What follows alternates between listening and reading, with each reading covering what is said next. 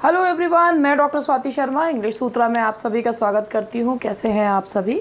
और आज मैं आप लोगों के लिए लेकर आई हूँ मिल्टन के प्रीवियस ईयर क्वेश्चंस। अब आप सोच रहे होंगे शेक्सपियर चलते चलते बीच में मिल्टन के क्वेश्चंस कहाँ से आ गए, तो मैंने सोचा बीच में आप लोगों को मिल्टन के प्रीवियस ईयर क्वेश्चंस भी करवा दूँ। वो जो मैं अपना करवा रही हूँ तो कराती रहूँगी बीच बीच में, थोड़ा सा बीच बीच में चेंज करते रहना चाहिए। तो आज मैं आप लोगों को मिल्टन के previous year questions with explanation बताऊँगी। 2 पार्ट्स में है, आधा अभी आज कराऊँगी, आधा कल कराऊँगी। तो आज मैं आपको मिल्टन के प्रीवियस ईयर क्वेश्चंस कराऊँ। दूसरी बात मैं आप लोगों से ये कहना चाहूँगी कि अगर आप लोग अपना टीजीटी पीजीटी की जो तैयारी कर रहे हैं तो आप ये मान के चलिए अभी आप लोगों के पास एटलीस्ट 3 मंथ्स हैं, तो उस हिसाब से अपनी तैयारी करके चलिए। और तैयारी अपनी इस तरीके से करिए कि नोट्स जो हैं, अगर आप बुक्स भी ख़रीद रखी है आप लोगों ने तो उसमें हाइलाइटर से या उससे मार्क करके चलते चलिए, तो उसे ढूंढना नहीं पड़ता कि हमारे पॉइंट्स हैं कहाँ पर। ये एक बहुत अच्छा मेथड होता है, उससे आप करिए। और सिर्फ टेस्ट सीरीज़ और क्वेश्चन से काम नहीं चलता है, थोड़ा सा उनकी डिटेल्स भी जाननी ज़रूरी होती हैं। तो टेस्ट सीरीज़ के साथ साथ उनकी डिटेल्स भी जानिए, तो वो आप लोगों के लिए बहुत हेल्पफुल होगी। तो चलिए, मिल्टन के प्रीवियस ईयर क्वेश्चंस हैं। और मैं एक चीज़ आप लोगों को ये कह रही हूँ कि अगर आप लोग हमारा पेड बैच जो है वो लेना चाहते हैं तो आप लोग अगर अभी एडमिशन लेते हैं तो आप लोग का कोर्स कंप्लीट हो जाएगा। लेकिन अगर आप लोग डिले करते हैं तो हम लोग भी आपका कोर्स कंप्लीट नहीं करवा पाएंगे। और आपको हमारे यहाँ पे अगर आप ऑनलाइन में पेड बैच इंग्लिश सूत्रा के ऐप पर चलता है उसमें एडमिशन लेते हैं तो आपको सारे नोट्स हमारे इंस्टीट्यूट से प्रोवाइड किए जाते हैं। बहुत टेस्ट सीरीज सारी इंस्टीट्यूट से प्रोवाइड की जाती है। सारी चीज़ आप लोगों को इंग्लिश सूत्र, आपको कोई ऐसा नहीं है कि और कोई चीज़ ख़रीदने की ज़रूरत पड़ती है, सारी चीज़। लेकिन वो नोट्स और वो सारी चीज़ तभी यूज़फुल होती है जब उसमें मेरा लेक्चर जो है वो इंक्लूड होता है, तभी वो हेल्पफुल होती है। अदरवाइज़ कई सारी चीज़ें होती हैं जो स्टूडेंट्स को समझ में भी नहीं आती, तो मैं रटने को कभी भी उनसे नहीं कहती। अगर आप अभी एडमिशन लेना चाहते हैं तो आप ले सकते हैं, कुछ दिन और बीत जाएंगे तो चीज़ें जो है वो कवर करनी भी मुश्किल हो जाएगी। चलिए, अब मैं आप लोगों के साथ ये जो है 80 के करीब क्वेश्चंस हैं और इन क्वेश्चंस को मैंने 2 पार्ट्स में डिवाइड कर दिया है। तो अब मैं पहला पार्ट ये है, which poet made illustrations for Il Penseroso. Illustrations ये 12 वाटर कलर पेंटिंग्स थी जो विलियम ब्लेक ने बनाई थी मिल्टन के वर्क्स पर। और ये इसमें इलस्ट्रेशंस हैं, पेंटिंग्स जो हैं वो बनाई गई थी किसके द्वारा? विलियम ब्लेक के द्वारा।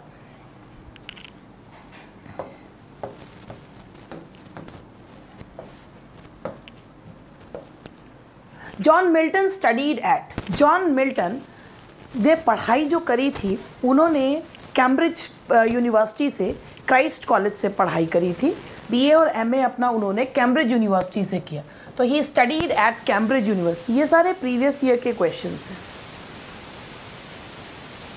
The famous epic paradise lost by Milton contains. देखिए, मिल्टन ने पैराडाइज लॉस्ट जो एपिक है वो अपने जीवन के लास्ट फेज में लिखा। He completed this epic in 1665 and it got published in 1667. At that time it had only 10 books. इसमें 10 बुक्स थी।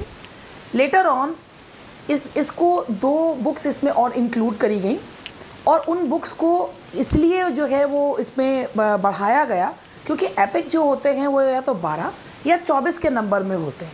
इसीलिए मिल्टन का जो एपिक है वो वर्जिल के एपिक की तरह ही है, 12 बुक्स में करा गया। लेकिन ये बाद में करा गया, पहले 10 बुक्स में आया था, then it came in 12 books. अब 12 बुक्स में जब आया तो लास्ट में 12 बुक्स वाले को ही माना जाता है, इसीलिए पैराडाइज लॉस्ट में कितनी बुक्स हैं? 12।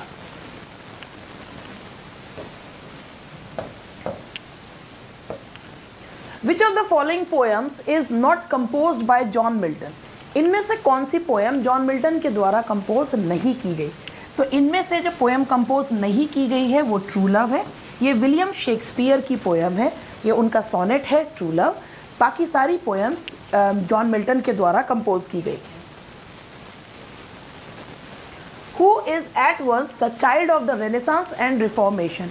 Renaissance revival of learning, revival of classical learning, Reformation की हर तरीके से जो चर्च में सुधार का जो मूवमेंट था, ये दोनों क्वालिटीज़ जो हमें देखने को मिलती हैं वो हमें मिल्टन के वर्क्स में देखने को मिलती हैं। वैसे मार्लो को भी जो है वो child of renaissance and reformation कहा जाता है, लेकिन मिल्टन के वर्क्स में भी रेनेसांस और रिफॉर्मेशन दोनों ही एलिमेंट्स देखने को मिलते हैं।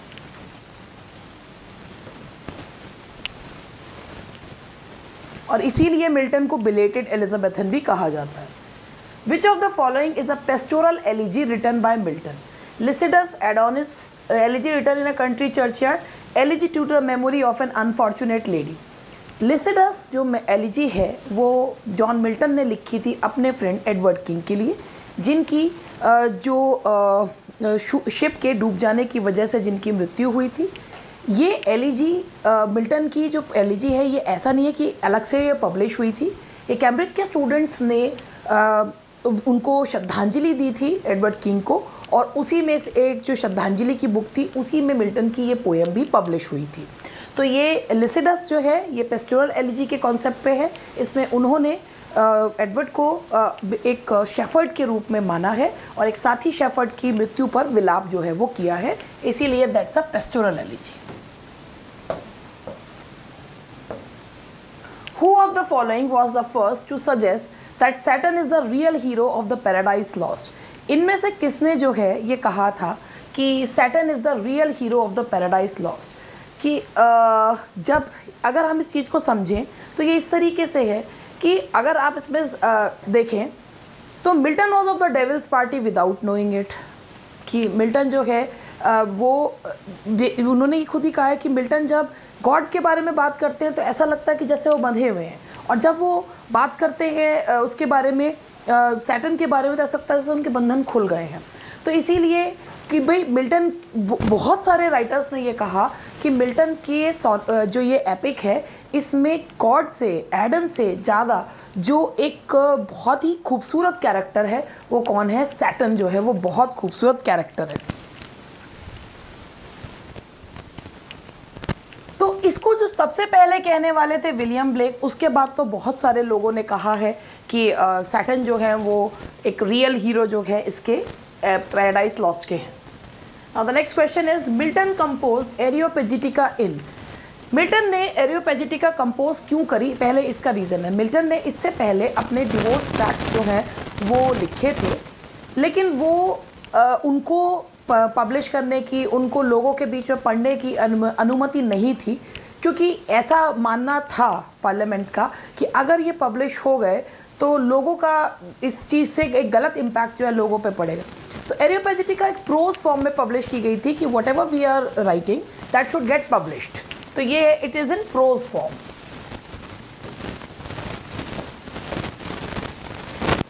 In which work Milton states that while the still morn went out with sandals grey, ये while the still morn went out with sandals grey, ये लाइंस जो हैं वो ली गई हैं पेस्टोरल एलिजी लिसिडस से ली गई।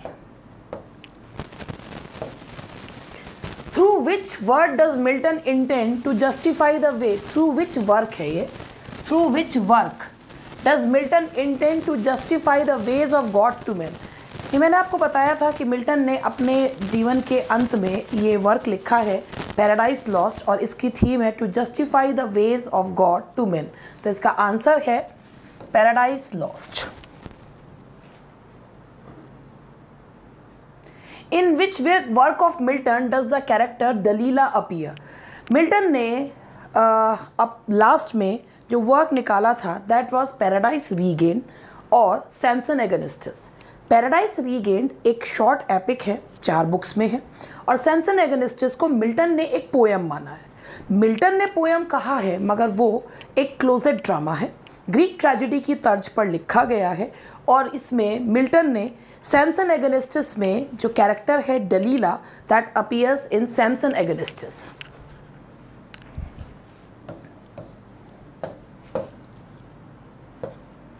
In the opening invocation of the Paradise Lost, Oreb refers to, ये माउंट हॉरेब है, ऑरेब जो दिखाया गया है वो माउंट हॉरेब को कहा गया।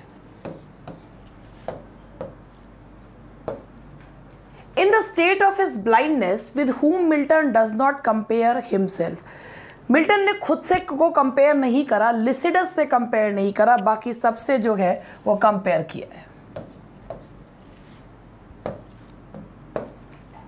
Who is often called as the poetical son of Spenser. ये क्वेश्चन 2016 के पेपर में आया हुआ है, उसमें पॉलिटिकल सन दिया गया था। पोइटिकल सन ऑफ स्पेंसर जो माना जाता है, मिल्टन स्पेंसर को अपना मास्टर मानते थे, तो उन्होंने, ये ड्राइडन ने कहा था पोइटिकल सन ऑफ स्पेंसर, तो that is John Milton.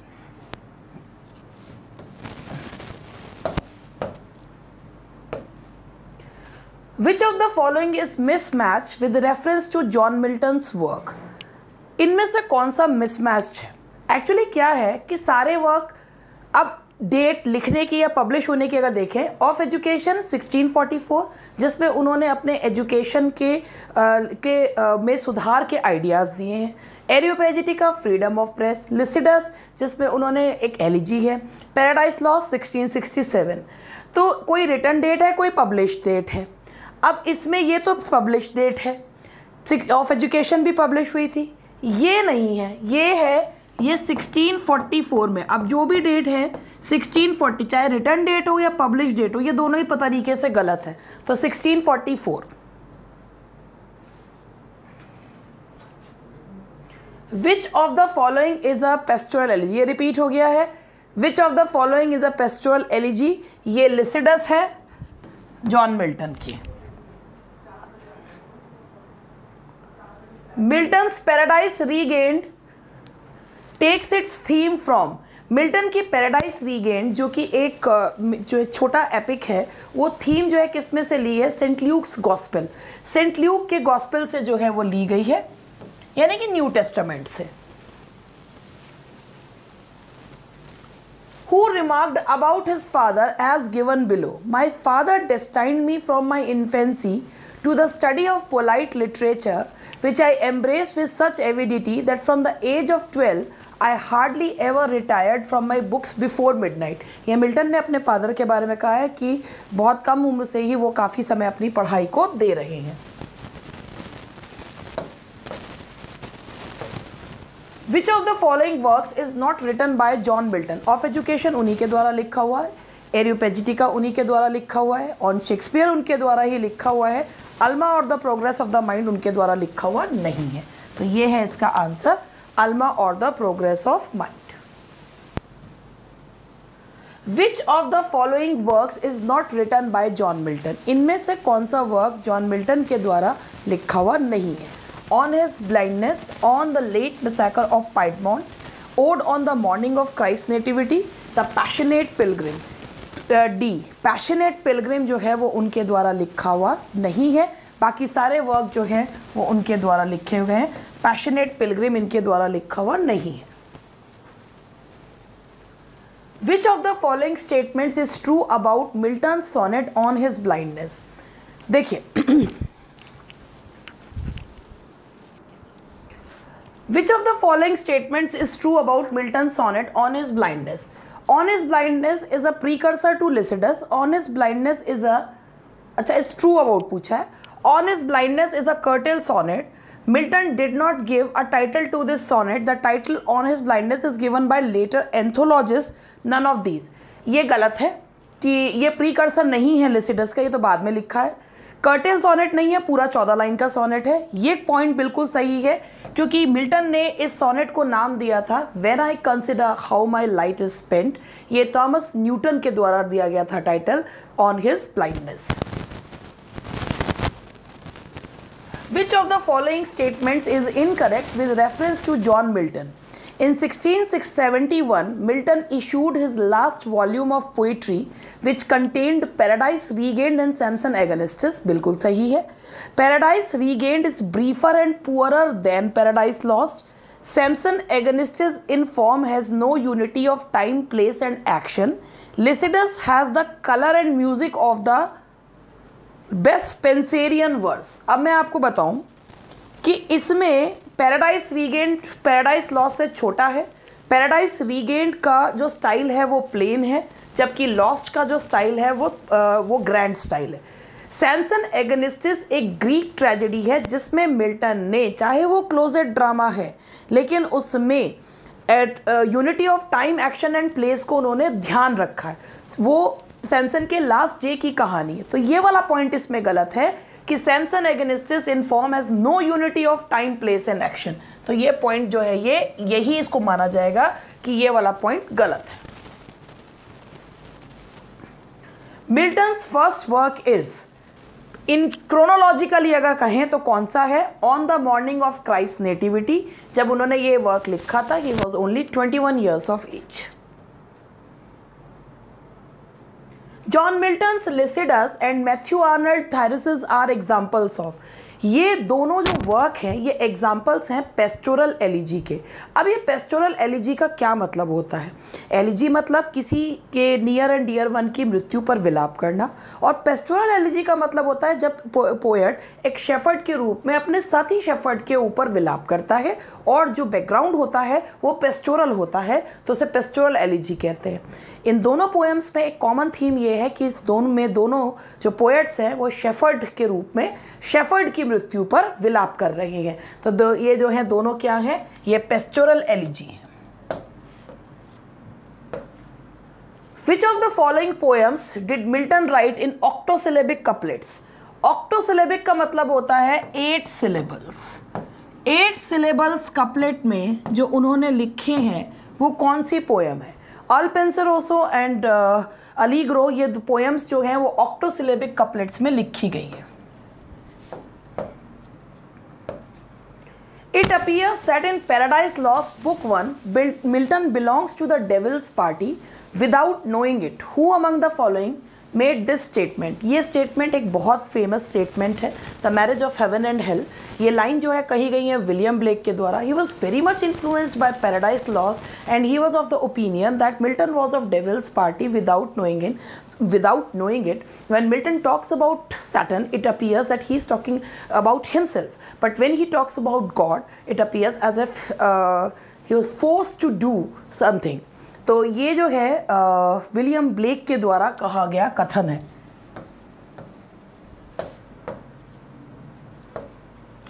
What is Allegro's companion piece called? ये दोनों साथी पोएम है, अलीग्रो एंड पेंसरोसो। तो साथी पोएम का नाम है पेंसरोसो।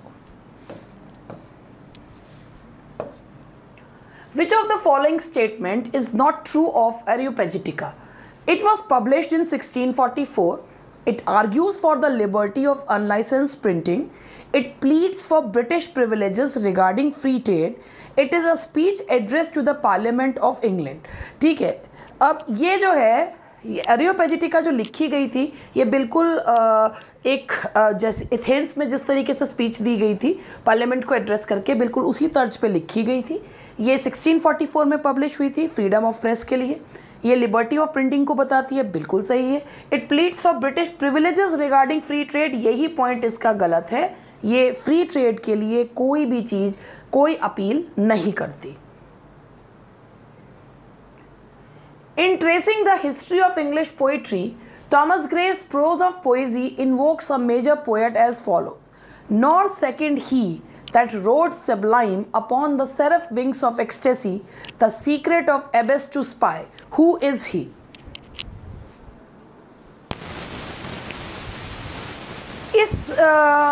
ये जो प्रोग्रेस ऑफ पोइजी में इन्होंने ग्रीक पोइट्री से लेकर शेक्सपियर तक और उसके बाद पार्ट 3 में उन्होंने मिल्टन के पैराडाइज लॉस्ट को लेकर ये कहा है कि उन्होंने एक बहुत ही ऊंची उड़ान जो है वो उड़ी है। तो इसीलिए ये जो बात कही गई है ये मिल्टन के लिए कही गई है प्रोग्रेस ऑफ पोइजी में थॉमस ग्रे के द्वारा। Who among the following was a contemporary of John Milton and wrote the worthy communicant? It is said that his prose can be read easily when Milton is must be studied. भाई देखिए ये जो Jeremy Taylor के बारे में कहा जाता है कि अगर आप जेरेमी टेलर को तभी समझ सकते हैं अगर आपने मिल्टन को पढ़ रखा है, क्योंकि उनका प्रोज भी उनका वर्क भी उतना ही कॉम्प्लेक्स है जितना कि मिल्टन का। तो अगर आप वेल वर्स हैं, मिल्टन को आपने पढ़ा हुआ है, तो ही आप जेरेमी टेलर को समझ सकते हैं। In Paradise Lost, Milton presents the action of the fall of man in 2 stages in books. Fall of man जो है वो 2 बुक्स में होता है, पहला बुक 4 में और दूसरा जो फाइनल है that is in book 9th। तो book 4th and book 9th।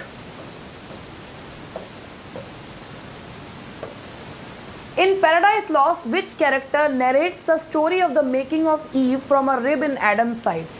अगर आप लोगों ने पैराडाइज लॉस्ट पढ़ी है तो उसमें पैराडाइज लॉस्ट में एडम जो है वो कहानी ये सुनाता है कि वो गार्डन ऑफ ईडन में जब रहते थे तो उनको अकेलापन महसूस होता था और उनकी रिब से ईव को बनाया गया। अब ये कहानी जो सुना रहे हैं वो एडम ही सुना रहे हैं, तो ये एडम ये अपनी कहानी जो है वो बता रहे हैं, तो ये दैट इज़ एडम। कौन गया? Adam.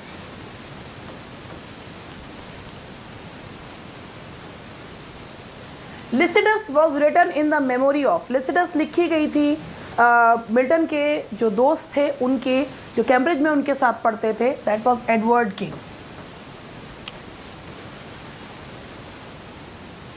Who wrought and about whom? Thy soul was like a star and dwelt apart. Milton about Shakespeare, Keats about Milton, Wordsworth about Milton, Milton about Spencer. That was Wordsworth ने London 1802 में ये कहा है, Thy soul was like a star and dwelt, ये कहा है Wordsworth ने London 1802 में, ये मिल्टन के लिए ये कहा है, Thy soul was like a star and dwelt apart. When was Paradise Lost published? तो Paradise Lost इसमें जो डेट दी हुई है ये जब 10 बुक्स पब्लिश हुई थी उनकी दी हुई है, ये जब 12 बुक्स पब्लिश हुई थी उनकी नहीं दी हुई है, तो इसीलिए अब ये इस तरीके के क्वेश्चंस कंफ्यूज कर देते हैं। देखिए जब पैराडाइज लॉस्ट पहली बार पब्लिश हुई थी 1665 में ये कंप्लीट हुई थी और ये 1667 में 10 बुक्स में पब्लिश हो गई थी। लेटर ऑन इसको दोबारा से जो है वो 12 बुक्स में किया गया था, तो ये 1674 में 12 बुक्स में हुई थी। तो अब ये जो चीज़ दी हुई अगर मान लीजिए यहाँ 1674 होता तो हम वही करते, क्योंकि लास्ट वाले सेगमेंट को ही माना जाता तो 1674 करते। यहाँ पर 1667 इसलिए करा क्योंकि इनमें से ये डेट 10 बुक्स के लिए सही है, तो ये ऐसी कंफ्यूज करने वाले क्वेश्चंस जो हैं वो हो जाते हैं। Theme of Areopagitica is, theme of Areopagitica freedom of press, जो लिख रहे हैं उसे छापने की और लोगों के द्वारा पढ़े जाने की आज़ादी होनी चाहिए, तो that is freedom of press. Which one was Milton's favourite, Milton की जो फेवरेट रचना है, W.J. लॉन्ग अगर आप लोगों ने पढ़ी है तो उसमें लिखा हुआ है कि मिल्टन की जो पर्सनल पसंद थी वो थी पैराडाइज रीगेन्ड। पैराडाइज रीगेन्ड जो है वो उन्हें पसंद था, पैराडाइज लॉस्ट नहीं। Nothing is here for tears, nothing to wail or knock the breast, no weakness, no contempt, dispraise or blame, nothing but well and fair, and what may quiet us in death, so noble, from where these lines have been taken. तो ये nothing is here for tears, nothing to wail or knock the breast, ये बहुत ही खूबसूरत lines हैं। Nothing is here for tear, यहाँ पर आंसू बहाने के लिए कुछ नहीं है, कोई विलाप करने के लिए कुछ नहीं है, कोई छाती पीटने से कुछ नहीं है। नो वीकनेस, नो कंटेम्प्ट, कोई कमजोरी नहीं, कोई घृणा नहीं, nothing but well and fair, सब बढ़िया है। एंड दीज लाइन्स, ये लाइन्स जो ली गई हैं ये सैमसन एगनिस्टिस से ली गई हैं, ये लाइन्स हैं सैमसन एगनिस्टिस की। The literary form of commerce is, commerce क्या है? कॉमर्स जो है वो एक मास्क है। मास्क की जो लिया गया है वो इटली से लिया गया था, कॉन्सेप्ट जो लिया गया था। मास्क का मतलब होता है कि जिसमें चेहरे पर मास्क लगाकर जो कलाकार हैं वो अपनी प्रस्तुति देते हैं। कॉमर्स लडलॉ कैसल में प्रेजेंट किया गया था और इसकी जो थीम थी चेस्टिटी, इसकी थीम थी। और कॉमर्स जो है वो क्या है, जो इसका लिटरेरी फॉर्म है, that is a mask. Whom Milton considers his master in poetry, ये मैंने अभी आपको बताया था, मिल्टन स्पेंसर को अपना मास्टर माना करते थे, तो Milton considered Spencer his master in poetry, तो that is Spencer। So that's all for today. आज इतना ही करवा रही हूँ। 40 क्वेश्चंस आज करवाए हैं, बाकी के बचे हुए कल करवाऊँगी। और ये मत सोचिएगा कि मैंने जो अपना समरी वगैरह बता रही हूँ वो नहीं बताऊँगी, वो भी बताती रहूँगी। बीच बीच में प्रीवियस ईयर क्वेश्चंस भी करवा रही हूँ। तो that's all for today. Good night and bye bye.